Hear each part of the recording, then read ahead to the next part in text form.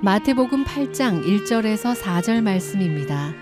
예수께서 산에서 내려오시니 수많은 무리가 따르니라. 한 나병 환자가 나와 절하며 이르되 주여 원하시면 저를 깨끗하게 하실 수 있나이다 하거늘 예수께서 손을 내밀어 그에게 대시며 이르시되 내가 원하노니 깨끗함을 받으라 하시니 즉시 그의 나병이 깨끗하여진지라. 예수께서 이르시되 삼가 아무에게도 이르지 말고 다만 가서 제사장에게 내 몸을 보이고 모세가 명한 예물을 드려 그들에게 입증하라 하시니라. 아멘.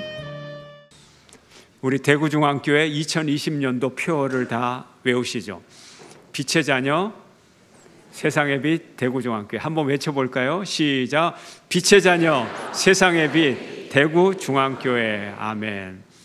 대구중앙교회 교인들은 전부 이제 한 해 동안 빛의 자녀로서 살아가게 됩니다. 빛의 자녀란 착한 행실로 세상을 밝게 비추는 삶, 이것이 빛의 자녀의 삶인 것입니다. 빛의 자녀, 다른 말로 하면 크리스찬입니다.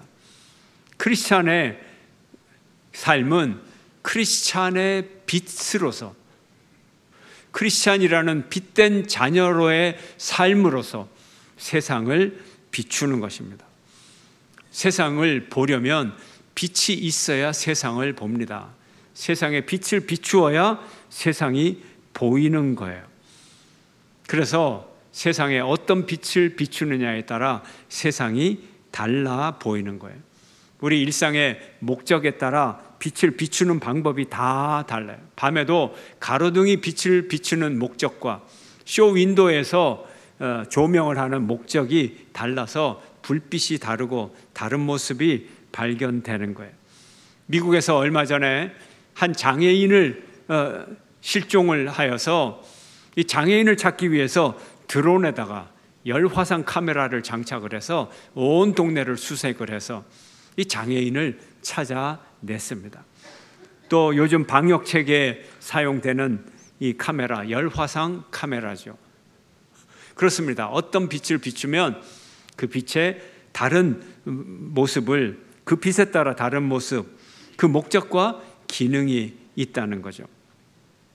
복음서 저자 마태는 예수님이 이 세상에 오신 것도 빛을 비추러 오셨다고 말합니다. 무슨 빛을 왜 비추러 오셨나요? 오늘 본문 마태복음 4장 16절을 함께 읽겠습니다. 시작. 흑암에 앉은 백성이 큰 빛을 보았고 사망의 땅과 그늘에 앉은 자들에게 빛이 비추었도다 하였느니라. 아멘. 예수님의 오신 자체가 희망의 빛이 이 세상에 오셨고 생명의 빛이 이 세상에 오셨습니다. 예수님의 빛이죠. 그런데 어떻게 예수님이 빛이라는 말입니까? 예수님의 어디에서 빛이 나온다는 거예요? 예수님의 손가락에서 레이저 빛이 나와요? 예수님의 이마에서 빛이 나옵니까? 예수님의 빛은 이렇게 나오는 빛이 아니죠. 물리적인 빛이 아니죠. 예수님의 빛은 예수님의 눈에서 나오는 빛입니다. 눈에 레이저가 있어서 나오는 물리적인 빛이 아니라는 얘기예요. 예수님의 눈에서 빛이 나온다는 것은 예수님의 인식의 빛이라는 거예요. 예수님의 인식의 빛, 예수님의 마음의 빛, 이것이 세상을 밝게 한다는 거예요. 그렇습니다. 우리 사람에 따라 다 마음의 빛이 다릅니다. 마음의 불빛이 달라요. 그래서 우리가 마음의 빛이 나오는 눈빛이 중요한 거예요. 우리가 어떤 눈빛으로 세상을 바라보고 어떤 눈빛으로 사람을 보느냐에 따라 사람이 살기도 하고 세상이 살기도 하고 죽기도 하는 거예요. 우리가 세상에서 무엇을 보느냐, 어떻게 보느냐, 왜 보느냐, 이것이 세상에 빛을 비추는 행위인 것입니다.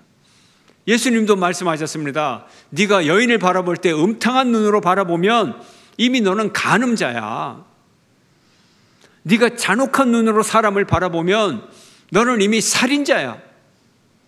네가 속이는 눈빛으로 사람을 바라보면 너는 이미 사기꾼이야. 바라보는 게 이렇게 중요한 거예요. 그래서 말씀하십니다. 네가 긍휼의 눈빛으로 세상을 보면 자비의 빛을 비추는 것이고 네가 공감의 눈빛으로 사람을 바라보면 그 사람을 위로하고 살리는 거야. 예수님은 세상을 비추는 빛으로 오셨어요.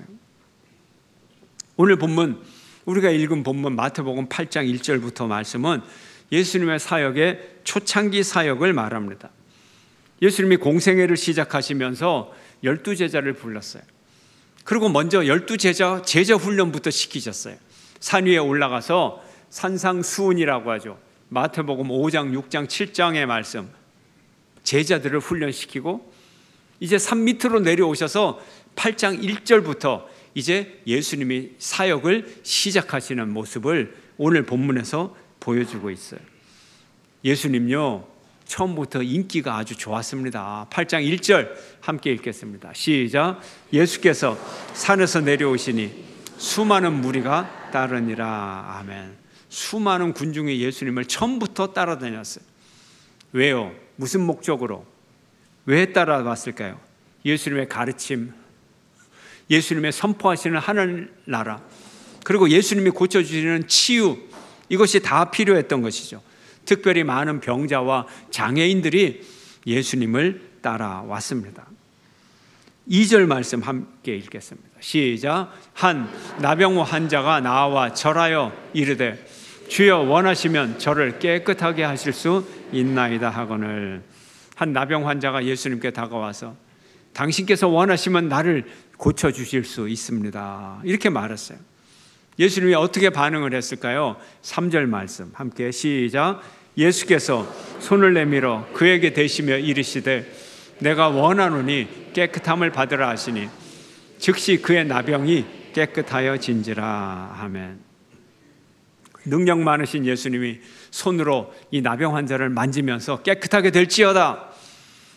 이 나병 환자가 어떻게? 즉시 깨끗해졌어요. 즉시 치유함을 받았어요. 할렐루야. 얼마나 능력 있는 말씀입니까? 얼마나 좋습니까? 우리는 이 성경을 읽으면서 지극히 평범한 이야기로 예수님은 능력이 많으시고 사랑이 많으시니까 그에게 다가오는 모든 사람을 고쳐주셨어. 아멘, 할렐루야. 그리고 아주 스무스하게 다음 구절로 넘어갑니다. 그렇지만 우리가 이 이야기를 조금만 살펴보면 이것이 결코 부드러운 이야기가 아니라는 것을 알 수가 있어요.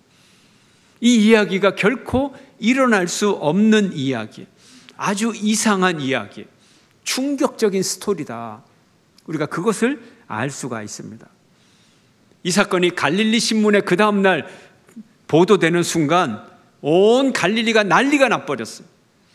모든 동네가 뒤집어져 버렸어요. 그리고 이 소식이 예루살렘에까지 전해져서 이 스캔들이 널리 퍼져나갔어요.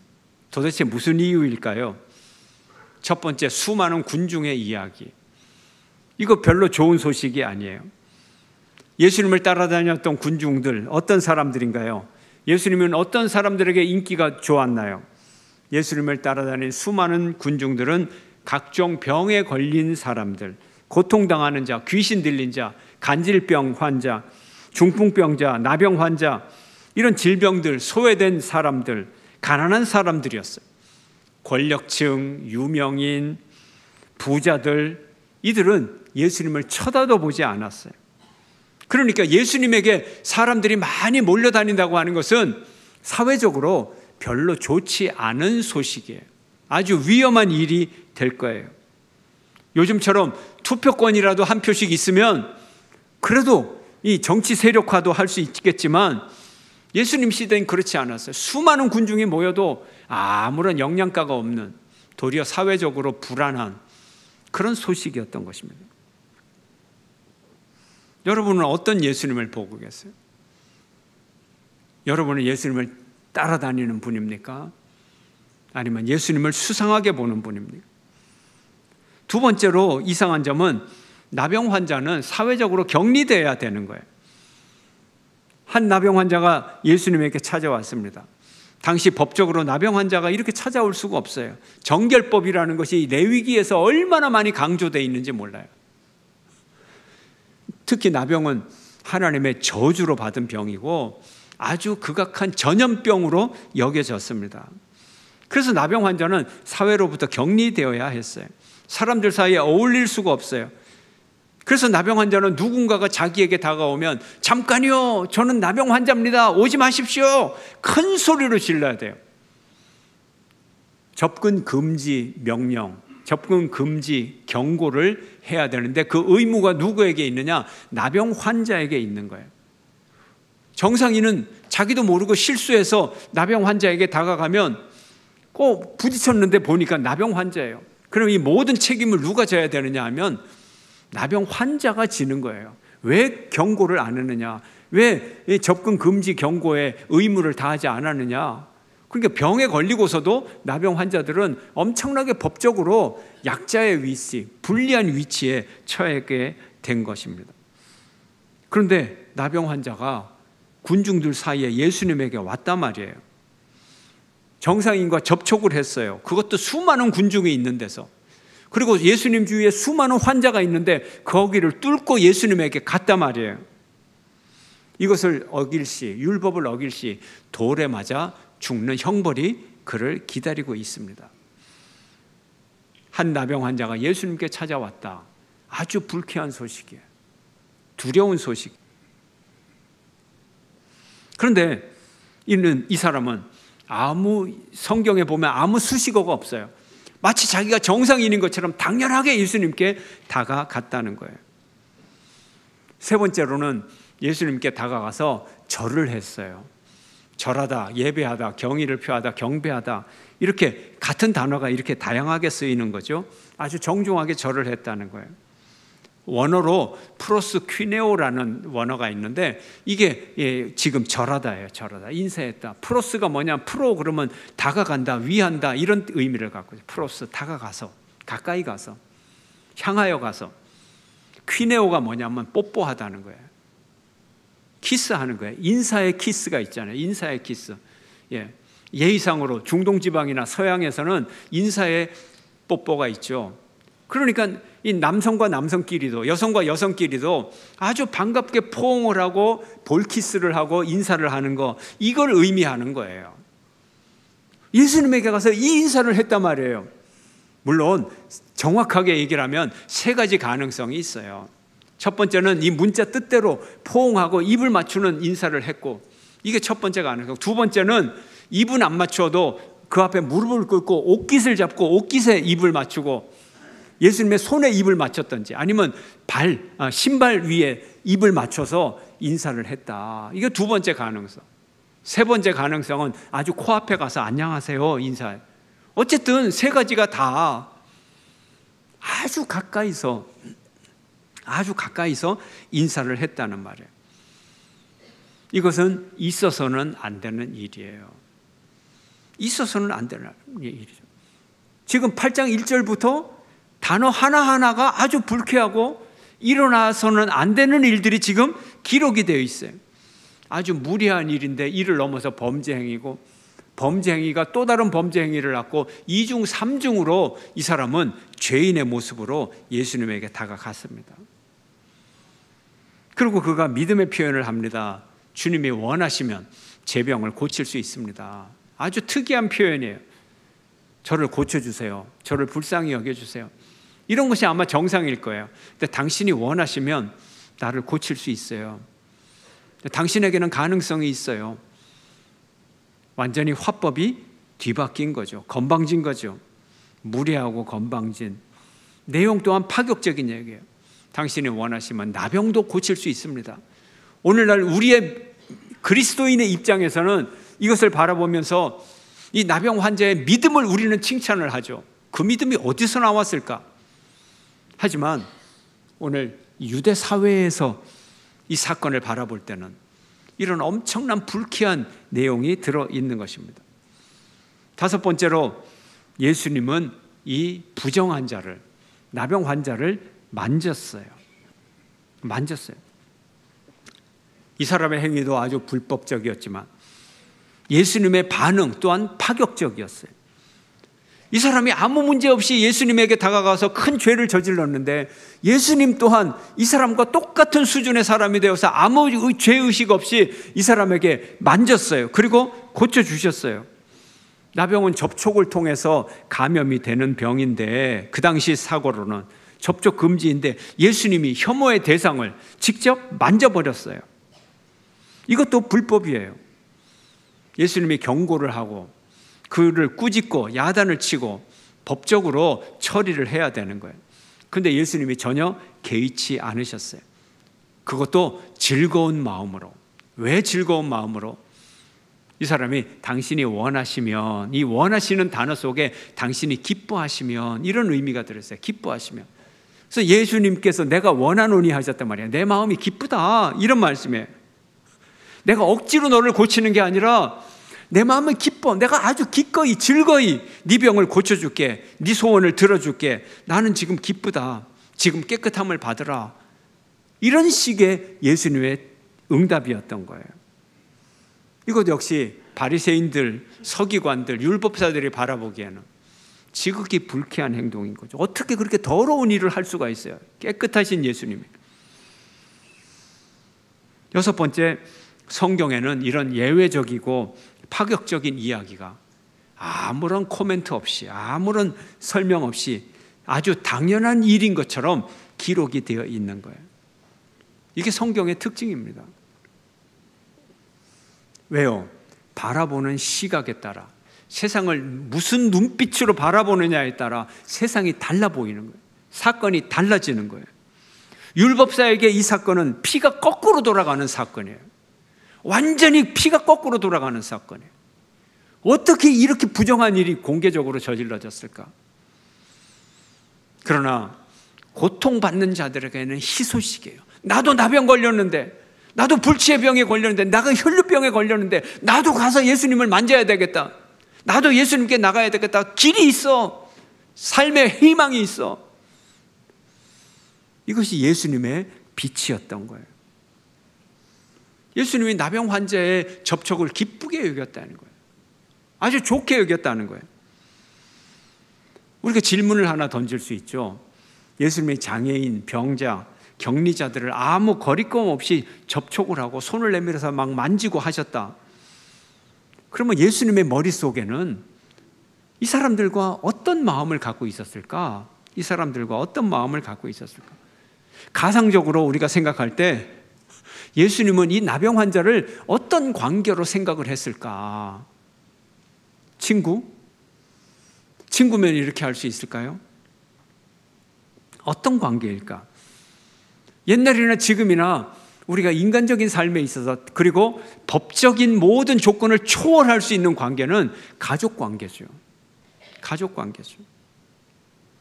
가족 관계라 이게 가능한 거예요. 그래야 율법을 초월할 수 있는 마음의 자세가 생기는 거예요.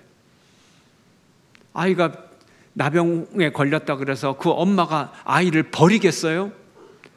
차라리 이 나병이 내게 오시옵소서. 차라리 이 나병을 내가 지고 가는 게 차라리 낫겠다. 너 혼자 나병을 가지고 고통당하느니 나도 나병 걸려서 너하고 같이 살자. 이게 엄마의 마음이죠. 이게 가족의 마음이잖아요. 이런 엄마를 향하여서 세상의 법이 처벌을 할 수 있습니까? 처벌을 못해요. 감히 누가 처벌을 하겠어요? 예수님의 마음 속에 가장 가까운 인간관계, 가족. 물론 이 예수님의 행위는 가족도 할 수 없는 일이지만 그럼에도 불구하고 우리가 찾아볼 수 있는 관계는 가족 관계다. 나병 환자도 내 가족이다. 예수님은 이렇게 생각을 한 거죠. 이런 가족 의식이 있었던 거죠. 나병 환자는 사회적으로 약자입니다. 약자는 사회에서 점점 뒤로 밀려서 뒤로 바깥으로 주변부로 자꾸 밀려서 어느 순간 그 사회의 맨 끝 낭떠러지에 서 있다가 그나마도 버티지 못하고 떨어져 버리는 것. 이게 사회적 약자의 운명입니다. 저는 사회적 약자에게 가해한 적이 없어요. 그를 낭떠러지로 밀어버린 적이 없어요. 나는 그런 잔인한 일을 한 적이 없어요. 이렇게 다들 생각을 하겠죠. 적극적으로는 그렇게 하지 않았을 것입니다. 그러나 약자에 대한 무관심, 무책임, 무감각, 거리감, 격리감, 이런 것들이 그 사람들을 한 걸음씩 1mm씩 1cm씩 1m씩 1kg씩 사회 주변부로 계속 밀어내고 있는, 사회에 대한 무감각이 결국은 그들을 밀어내고 있는 거예요. 그런데 그 약자가 누구냐? 지금은 내가 아닌 것 같지만 그것이 우리 다음 세대가 될 수도 있고, 바로 우리 자녀에게 딱 걸릴 수도 있고, 우리 가족이 될 수 있는 거예요. 지금은 아닌 것 같아도 먼 훗날에 언젠가는, 미래 어느 시간에 우리 가족이 그 처지에 처할 수도 있게 되는 거예요. 결국 시간의 차이가 문제지, 사회 주변부에 있는 약자들도 결국은 우리 가족이다. 이 운명을 피할 자가 있느냐는 거예요. 동시대에 같은 시대를 살아가면서 치열한 경쟁에 몰입, 이것이 약자의 등을 떠미는 거예요. 우리 사회는 너무 지나친 경쟁을 많이 만들어요. 제가 학창시절에 돌아보면 여러 장학금이 있지만 꽤 괜찮은 장학금이 있어요. 근데 꽤 괜찮은 장학금은 조건이 많아요. 뭐 불러다가 인터뷰를 하고 시험을 보고 그러기도 하고 그래요. 그런데 여러 사람이 이제 지원을 합니다. 그러면서 요구하는 것도 많아요. 추천서도 받고. 그러면 학과장, 지도교수 담당 교수님들 찾아가고 조교 찾아가고. 근데 문제는 학생은 여러 명이에요. 그럼 같은 학과장, 같은 주임교수, 같은 조교, 누구를 더 사랑해 달라는 거예요, 도대체? 저는 그때 이런 상황이 되면 지원서를 낸 적이 없어요. 다들 힘들다고 하는데 누가 누구를 이겨서 뭘 하겠다는 거예요, 도대체. 그런데 또 장학금을 받으면 또 좋은 장학금 받았다고 한턱을 씁니다. 그 경쟁자가 같은 과에 같이 있는데. 이런 상황을 여러분 생각해 보셨어요? 우리 사회는 경쟁에서 이기는 것이 승리라고 생각하고 성공이라고 생각하고 계속 경쟁으로 사람을 몰아붙이고 자연 도태를 만들고 선택을 하고, 그것이 마치 당연한 걸로 여기고 있어요. 그러나 예수님은 이렇게 말씀하시죠. 함께 읽을까요? 마태복음 5장 22절 시작. 나는 너희에게 이르노니 형제에게 노하는 자마다 심판을 받게 되고 형제를 대하여 나아가라 하는 자는 공회에 잡혀가게 되고 미련한 놈이라 하는 자는 지옥불에 들어가게 되리라. 아멘. 형제에게 나아가다, 나아가가 미련한 놈, 뭐 이런 의미를 갖고 있어요. 아니, 미련한 형제 있죠. 왜 없어요? 그 미련한 형제 보고 저 미련해. 근데 지옥불에 들어간다고요? 멍청하다고 조금 놀렸다고, 미련한 놈이라고 한마디 했다고, 욕했다고 지옥불에 들어간다고요? 아니, 그러면 지옥불에 안 들어갈 사람이 있습니까? 지옥불이라는 게 뭡니까? 돌이킬 수 없는 죄라는 거잖아요. 용서받을 수 없는 죄라는 거잖아요. 웬만한 죄 다 지어도 예수 그리스도의 보혈로 용서받고 천국 갑니다. 근데 예수님의 입으로 지옥에 떨어져 하면, 형제를 가지고 욕 한마디 하면 내 십자가의 보혈도 그건 안 통해, 내가 용서 안 해줄 거야, 이 말씀이니까 머리카락이 쭉 펴서는 얘기예요. 근데 여러분, 일상생활에서 얼마나 우리가 멍청한 뭐 이런 얘기를 많이 합니까? 얼마나 많이 해요. 다 지옥 갈 사람이에요. 예수의 십자가의 보혈도 안 통할 사람들이에요. 예수님의 말씀이잖아요. 제 말이 아니고 제 해석이 아니고. 이걸 어떻게 우리가 이해해야 되나요? 경쟁 제일주의의 사회 속에서 무한 경쟁을 부추기고 1등만 이상화하고 칭찬하는 사회, 패배자들을 멸시하고 멍청한 놈이라고 무시하고 비웃고 쳐다보지도 않고, 그들이 살든지 죽든지 관심도 없고, 경쟁은 당연한 것이고 선택은 당연한 것이고 도태는 당연한 것이고, 그렇다면 그 사람들을 죽음으로 내모는 매정한 사회를 만들어 갔잖아요. 여기에 예수님의 용서가 있겠어요? 당연히 지옥불에 떨어지죠. 그런 사회를 살아가는 사회 구성원들, 사회 전체가 지옥불의 단체 입장이에요. 단체 입장. 동네별로 아예 단체 입장을 하는 거예요. 개인 이름도 안 부르는 거예요. 침산동 단체 입장 이러면 어떻게 되겠어요? 안 되죠. 제가 침산동 사는데 저도 그 안에 끼었는데. 구약 성경에 등장하는 약자 네 그룹이 있어요. 대표적인 네 그룹. 고아, 과부, 나그네, 레위인이에요. 이 네 그룹은요, 경쟁에서 밀릴 수밖에 없는 존재예요. 이 사람들이 사회적 약자가 되고 고난받는 것은 운명적인 존재예요. 그러나 성경은 말씀하십니다. 고아, 아버지가 없다고 무시하지 말라. 하나님이 내가 아버지가 되리라. 과부, 남편이 없다고 무시하지 말라. 내가 그의 남편이 되리라. 나그네, 떠돌이라고 무시하지 말아라. 내가 저들을 지켜주리라. 레위인, 땅이 없다고 무시하지 말아라. 하나님이 내가 먹여주리라. 하나님께서 이들의 아버지 되시고 남편 되시고 보호자 되시고 지원자가 되시는 거예요. 성경의 레위인들을 보면 지파별로 땅을 분배받지를 못했어요. 그러나 이 각 지역의 여러 지파 속에 지역이 흩어져서 살면서 개인 재산은 조금씩 다 받을 수 있도록 그렇게 허락을 했어요. 요즘 말로 하면 큰 지파별로 땅은 안 주었지만 개인별로 텃밭 정도는 주어서 상추도 배추도 키워 먹고 또 소나 양도 키워서 젖도 짜서 먹고 생계는 유지하도록 해주었다는 거예요. 그러다 보니까 작은 텃밭이라도 머리가 좋은 사람은 재테크할 수 있어요. 옛날도 마찬가지. 소 한 마리를 가지고 2마리, 3마리, 10마리도 만들고요. 레위인이라고 그래서 다 가난한 건 아니에요. 어떤 사람은 정말 하나님의 일만 하나로 가난했지만 머리 돌아가는 사람은 그걸 부유하게 할 수도 있었어요. 그런데 문제는 레위인들은 하나님으로 먹고 살아야 되는 거예요. 이 사람들이 사회 재테크에 신경을 쓰고 할 때 이 사람들은 하나님으로 먹고 사는 것이 아니라 이것은 타락한 일이 되는 거예요. 자기 재테크로 먹고 살고 자기 재산으로 먹고 살고 재능으로 먹고 살고. 레위인은 그래서는 안 된다는 거예요. 특히 사사기를 보면 하나님으로부터 먹고 사는, 하나님의 일에 전념해야 되는 레위인들이 세상 일에 전념하게 됩니다. 근데 거기에도 이유가 있어요. 사회에서 레위인들의 기본 생계를 책임져 주지 않으니까, 생존하기 위해서 발버둥을 치다 보니까 자기도 모르게 먹고 살아야지.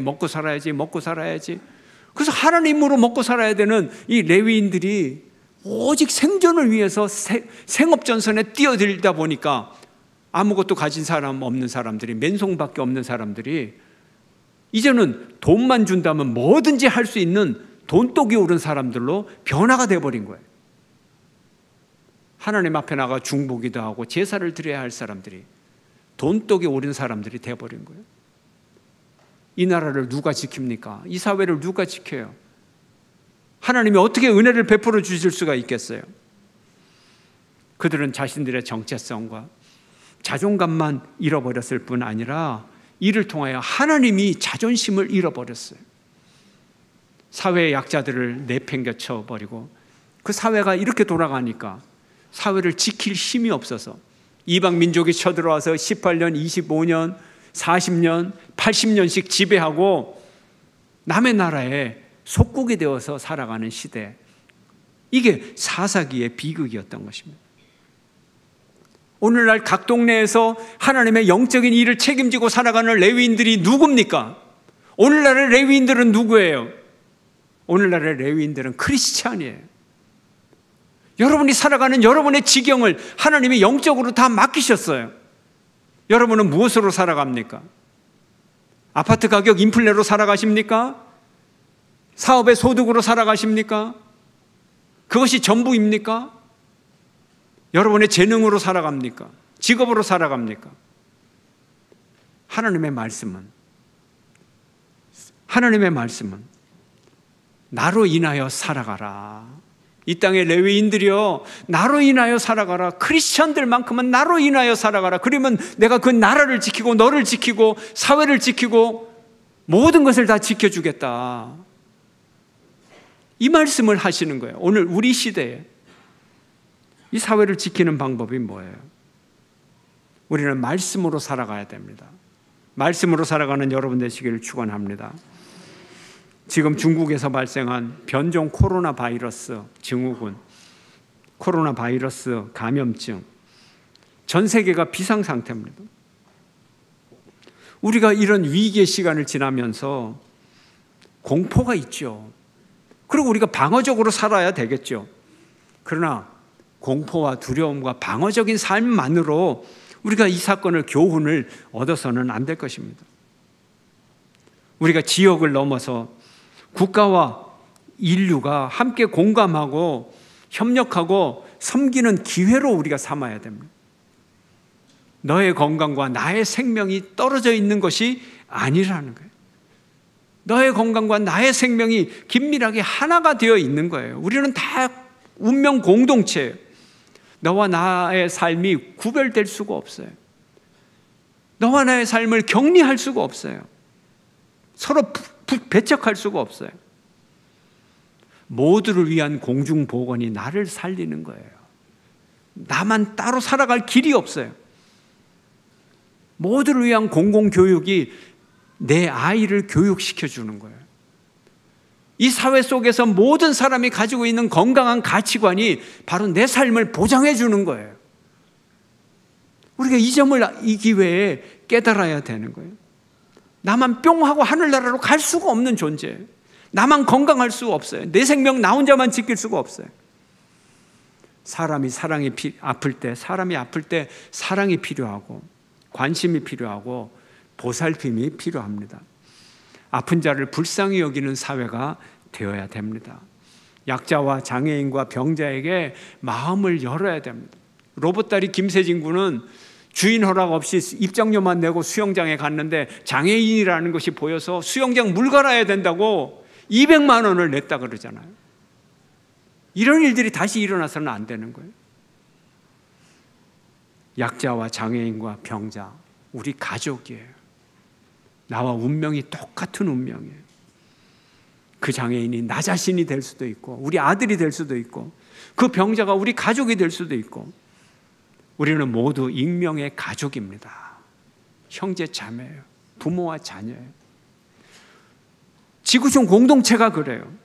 하물며 우리가 살아가는 이 대한민국이라는 사회가 우리는 가족이에요. 하나예요. 법도 이기심도 병원균도 병도 그 어떤 것도 막을 수 없는 가족이란 말이에요. 우리가 얼마나 이 점을 잊어버리고 살았습니까? 우리는 모두가 하나입니다. 예수님을 닮아서 따뜻한 눈빛으로 세상을 비출 때 세상이 사랑으로 따뜻해질 수 있고 살만 나게 되고 우리의 사랑하는 눈빛이 세상을 살릴 수가 있는 거예요. 예수님의 눈빛으로 세상을 볼 때 우리가 세상을 구원하는 구원자가 될 수 있는 거예요. 여러분 모두가 사랑의 눈빛으로 세상을 구원하는 하나님의 일꾼이 되시기를 주의 이름으로 축원합니다.